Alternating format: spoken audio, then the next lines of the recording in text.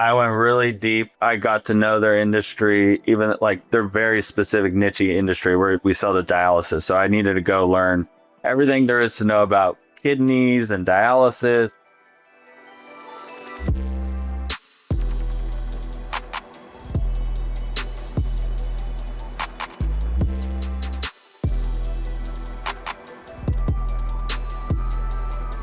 Search Party is sponsored by Boulay, Kilpatrick, Townsend and Stockton, and Oberly Risk Strategies. The lead sponsor is NCL Partners. Hello and welcome to Search Party. I'm David Snow, your host. And today we're joined by Chris Sigala, Walker and Axelrad, a partner at Kilpatrick, and Anthony Walker, a general partner at NCL Partners. Gentlemen, welcome to Search Party today. Chris, we're very much looking forward to hearing your story as an ETA searcher. You are someone who has been through pretty much the entire ETA journey. You set out to look for a business, you found a business, you convinced the seller to sell to you, you ran successfully, and then there's been a monetization. You chose to be the master of your own ship through ETA. Where did that come from? Did you grow up in an entrepreneurial household? Were your parents entrepreneurs? My father was a physician. My mother was a nurse and office manager.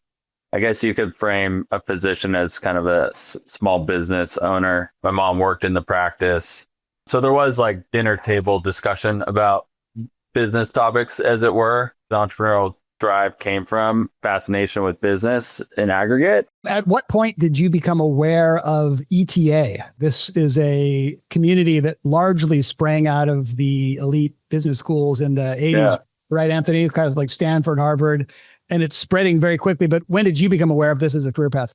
I remember the moment where I read that Stanford report. That was like the first interaction and exposure I had to what it was even. I can remember the day because it felt like sort of an aha or like a light bulb that this seems like the right path, like very compelling, interesting opportunity, and like bringing together a lot of the experiences I had prior to that, coming from private equity and then taking roles and stints and operating roles within businesses. I wasn't in business school. I didn't go to business school. I was an associate in a private equity firm, kind of looking at deals and doing diligence. Anthony, isn't it the case that most searchers, or at least a lot of the searchers in what might be called traditional ETA, went to a MBA program? How unusual is it that Chris Sigala is out here completely unadorned with an MBA, but succeeding nonetheless? Yeah, so it's interesting. If you look at the historical source of entrepreneurs into the ETA ecosystem, this was really started at Stanford and Harvard, 35, 40 years ago. But since then, the concept and the curriculum has proliferated across the majority of the top 25 business schools today. And so I currently teach the ETA class at University of Chicago. Interestingly, ETA Wasserstein just did a study around these dynamics and what translates into performance. And notably, there is a growing population of searchers that didn't go to Stanford or Harvard and have generated great returns. And increasingly, most didn't attend business school. Anthony Walker, remind us what NCL does and how it partners with ETA searchers.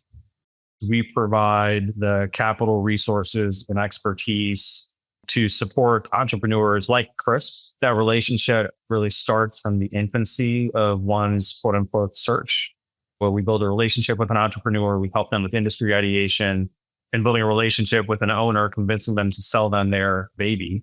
We run through a pretty comprehensive diligence process, underwriting the entirety of the asset, understanding the value creation opportunities and levers that we can pull, and ultimately help them drive a value creation strategy towards exit.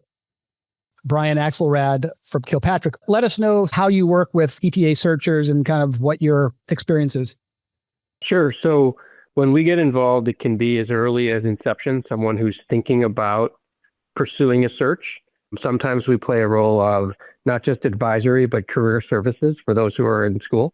And then as people move further on the journey, we will work with them to think about structure, how it works, what would they really be signing up for if they go down the search path, taking them all the way potentially to an exit.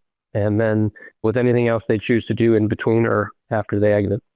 Chris, so picking up on your story, you read the Stanford study, then what? Just walk us through that sequence of events that got you to when you formed your plan. Yeah, I'm actually a pretty different archetype, as we've sort of alluded to. Didn't go to business school, was well into my career. I was 15 years of experience at the time I started the search. Started my career in investment banking, then did private equity. I was a M&A guy doing small software technology buyouts and growth equity raises. And before that, advising owners and operators on capital formation, M&A, and so forth. Like, we spent a lot of time looking at businesses from afar, and I never felt like I fully understood at a ground level, like how some of these concepts played out in real life. So I sort of raised my hand to jump into a company that was owned by the private equity firm. I started as the chief of staff, very focused on supporting the CEO. I had the opportunity to sort of run a line of business within that company as the general manager. I was given the responsibility and the freedom, frankly, to operate as we saw fit. So that was a lot of fun. I had the search fund idea in my mind, the back of my mind, deep in my mind. It kind of came to the forefront around, look, like, this is so much fun. I love these small businesses. I think I can make an impact. How can I do this on my own? Brian, question for you before we move on. You obviously work with a lot of searchers. How often is it the case that someone decides they want to be a searcher? In reality, what they want to do is do a deal or do a bunch of deals. And when you get right down to it, they don't actually want to run a small business, which is a very different activity. How often is that the case? And do you ever advise people like, look, man, you should probably just be a private equity guy doing deals and go get somebody else to be the CEO? So I would say at that very early stage, when we're talking to people who are still trying to figure out if they have the footing to go into this path, then there are conversations that I have where I'm like, I don't know, maybe you're thinking more the independent sponsor path. I do think that once a lot of searchers get into the search, the focus does often become being about getting the deal done, because that's the necessary first step. And therefore, it's sort of the operator part recedes. And then it's a little bit of a splash of cold water once you close and you're like, oh man, I've been so focused on getting a deal done. Now I actually do have to operate the business. And I would also say, and I'm interested to hear Chris's thoughts on this, because Chris's profile, I think, in some sense, if someone didn't know a lot about search, it makes perfect sense. It's very intuitive. You started working in businesses, running them, moving up to general manager, running a business within a business. That makes a lot of sense if you're not familiar with search. Search started in a way, people who wanted to be CEOs but wanted to shortcut their way to it. I can just go find a business, buy it, and run it without having to work my way up the ladder. I think we found more recently, as search has evolved, people referred to as mid-career searchers, people a little bit more experienced, are now finding their way into it. And that is a bit of a more intuitive fit. Chris, let's assume you have a newly minted MBA who comes to you and says, hey, Chris, I heard about your story. I saw you on the Search Party podcast. I'm really interested in search. I'm interested in hearing about your experience. Would you, or have you given people advice, maybe get a little bit more seasoning before you do it? If you want to do search, it'll always be there for you. You can come back to it. Or do you just sort of let people charge ahead and give them the best learnings you can? How do you approach that? Yeah, it's a great question. It's like to each their own, and everyone has to make a personal choice. I mean, I'm obviously very biased because I was a mid-career guy, right? I had like real operating experience. Someone coming out of business school maybe doesn't have as much real operating experience. Then it's like you're asking the hard questions of yourself, like, why do you want to run a business? What business do you want to run? What do you envision that to be like? Like, there really has to be something that's sort of innate, like it's something that's there that they're not manufacturing. If like you don't have the obvious answers to those questions and they feel sort of forced or fake, go find those answers. And sometimes those answers can live in other experiences predating like a search, right? So typically when an ETA searcher is coming out of an MBA program, very often the alumni network of that MBA program steps up with the capital for their search. In your case, not being part of an MBA network, where did you raise your capital from?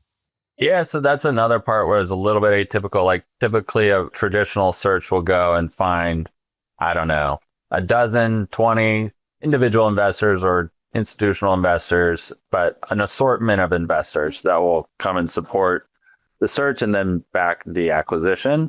So for me, I actually had effectively a single LP, so to speak, like a single investor invested in my search. They have a committed pool of capital.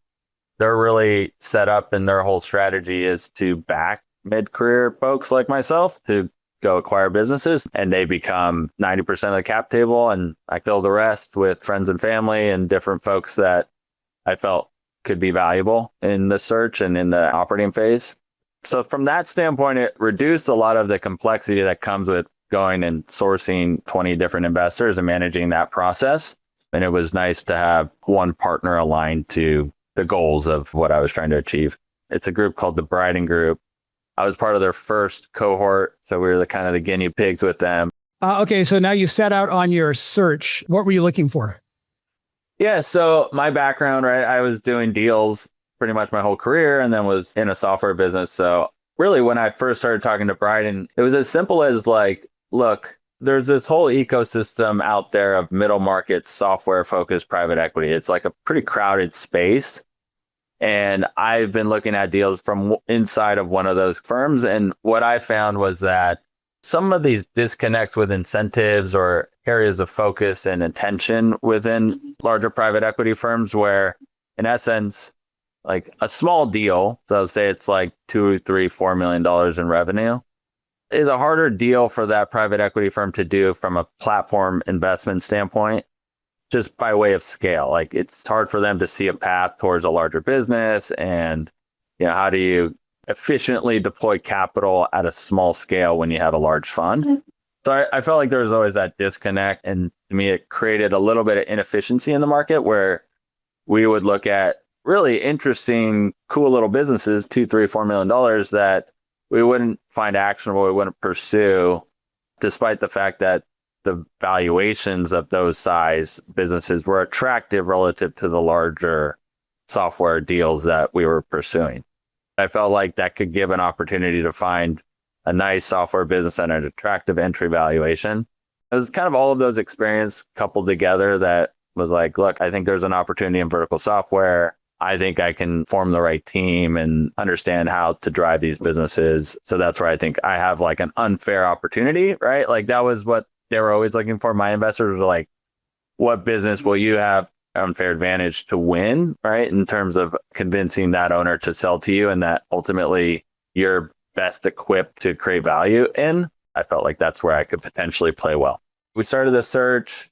It was pretty quick to get into an LOI. We bought 2 competitors and we merged them and we closed on a single day, right? So the first target we got under LOI within, I'd say 4 or 5 months from the time I started search. And I just started calling on all the competitors and all the market participants in that niche to try and learn as much as I could, and found that one of the other businesses that was competitive to it had attempted to sell the business previously and we're open to engaging on the topic again. We closed both deals about 9 months from the time we started the search. So it's a pretty efficient search process.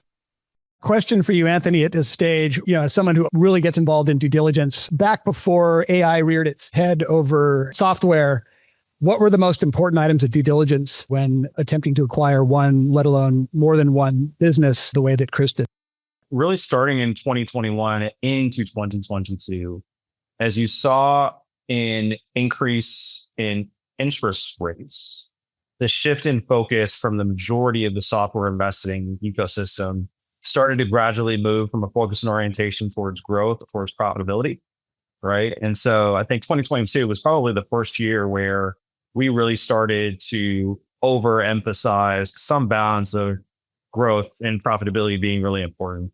I think that's only gotten even more important over the last couple of years as people are starting to question, with the advent of AI, terminal value. Someone started to look at businesses on an EBITDA multiple basis versus strictly focusing on ARR-oriented metrics. There's probably been a little bit of tightening from a criteria standpoint around what levels of gross revenue retention are permissible and underwriting, right? I think increasingly like 90% is the kind of threshold for where most vertical B2B software investors want to see your gross retention 105% plus on a net basis. And then I would also say increasingly more hesitancy around investing in things that are horizontal and an increased focus on vertical software assets.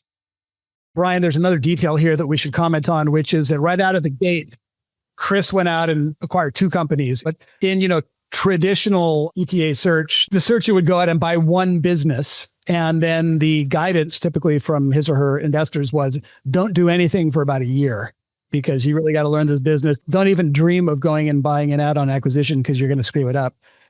But this is different. Are you seeing more variance away from the traditional single acquisition out of the gate model? Yes and no. Yes, in the sense that you're right. There is conventional wisdom. Go out and buy one business, understand that, hold off on deploying more capital until you get your feet under you.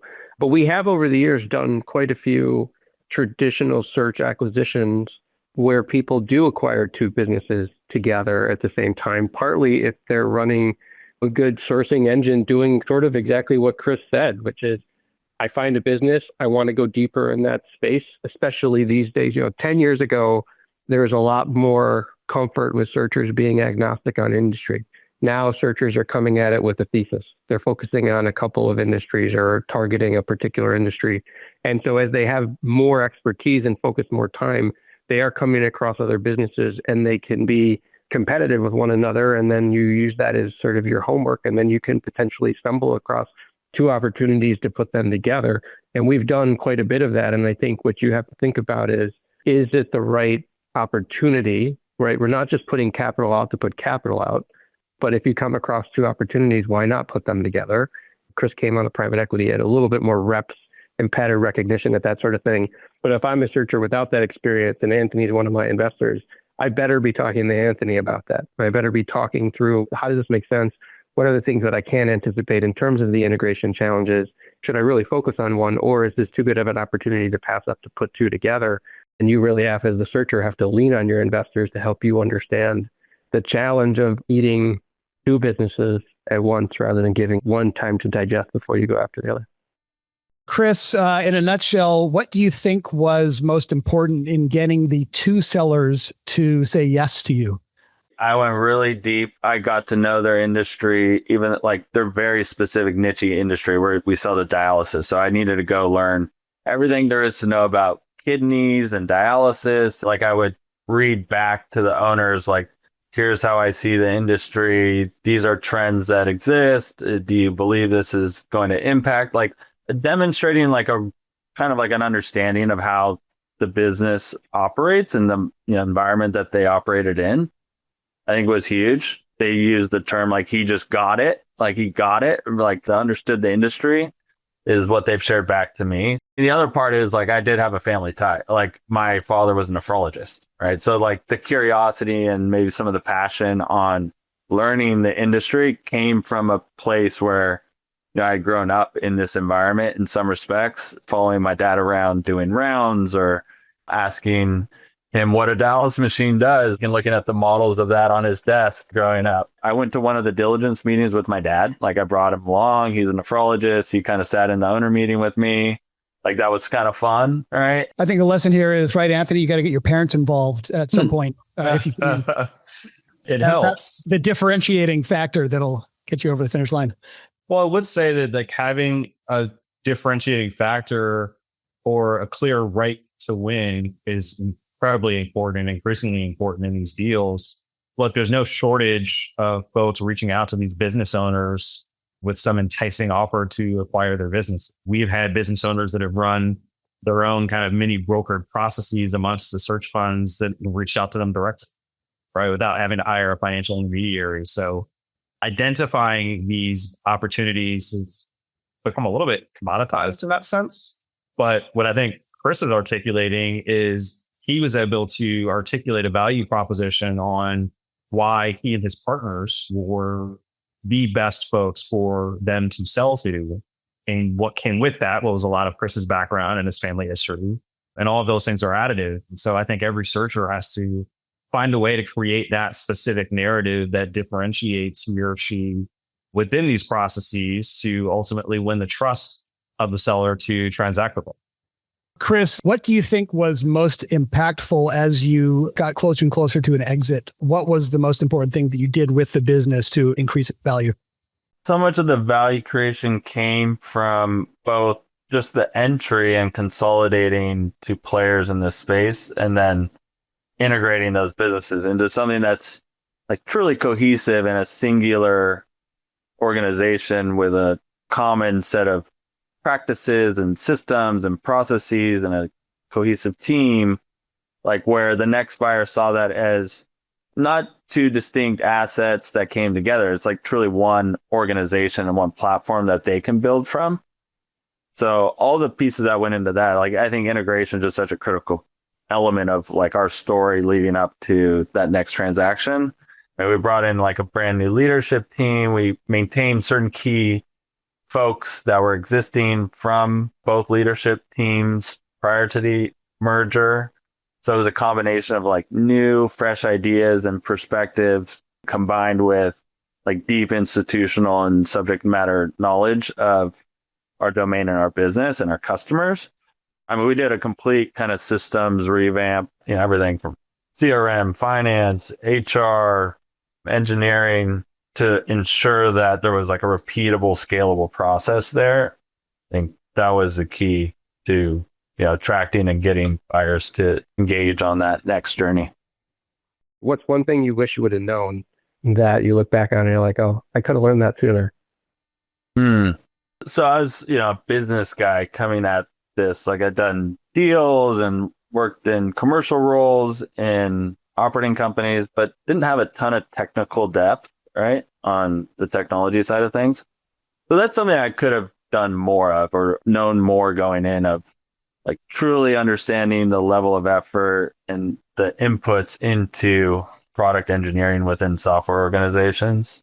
Having better kind of frameworks around that for myself would have been nice. In today's era, with the perceived and probably real threat of AI, are people coming up to you and saying, oh my God, you're involved with SaaS, you must be doomed? What is your view, and what is defensible and what is not defensible? Frankly, I only see benefits. I haven't seen any sort of risk come into play around AI. On the market side, we're the largest in our niche. Frankly, there's not a lot of aggressive competitive dynamics in play where there's well-funded competitors that are driving hard at product innovation. And because that doesn't really exist today in our market, like we haven't felt competitive threats. And, you couple that with the market as a very niche part of healthcare that has like very distinct requirements. Dialysis is like heavily regulated. The care that you receive if you're a dialysis patient is very different than any care you'll receive in any other parts of, the healthcare market. It's very intensive. They go 3 times a week for 3 or 4 hours at a time. They're covering many years of longitudinal care, and all of this information data needs to be recorded, documented, not just for billing, but for regulatory purposes. So there's just like an enormous amount of workflow and detail that goes into place with managing that care. That makes it difficult. Could it be replicated? Sure, but it's not an easy one. It's going to take time. And so we haven't felt those threats, right? Of here's a large competitor in a different market that's going to come into our market because they can use AI to go there faster and more effectively than they otherwise would. I don't know what that will look like 5 years from now, but right now that's frankly not a threat. And then on the opportunity side, we're the system of record for the dialysis clinic. They run their entire operation off of our software. I think that gives us like a lot of opportunity to offer new features and functionality that is AI enabled or AI generated that can make those customers, those users' lives easier, more productive, and so forth. If I think about how we've narrowed our buy box at NCL, it's around a lot of the variables that Chris highlighted, businesses that have some degree of proprietary data, which creates a moat around their business and a degree of defensibility from an AI native platform that isn't able to be trained on that same database of information because it's not queryable and it's not publicly available. We think a lot about businesses that have software with some sort of physical moat in the middle. Data is very easy for artificial intelligence to ingest and to provide you with a well thought out and researched answer. It's not very good at getting grandma to her dialysis appointment, and powering the software that does that. And then I think the third that Chris alluded to is kind of regulatory and compliance moats within specific industries like healthcare, I think provide for a degree of defensibility, in part because the customer making the decision has a significant amount of risk associated with allowing artificial intelligence to do the work for them. If there's one thing that I know for certain is that we'll all be wrong in some direction or the other. Let's be sure to have the same conversation in 5 years and find out how wrong all of us or right all of us were. But in the meantime, a huge thank you to Chris Sigala from Renvio, Brian Axelrad from Kilpatrick, and Anthony Walker from NCL Partners. Gentlemen, thanks so much for joining a Search Party episode, and I hope to have you back in the very near future.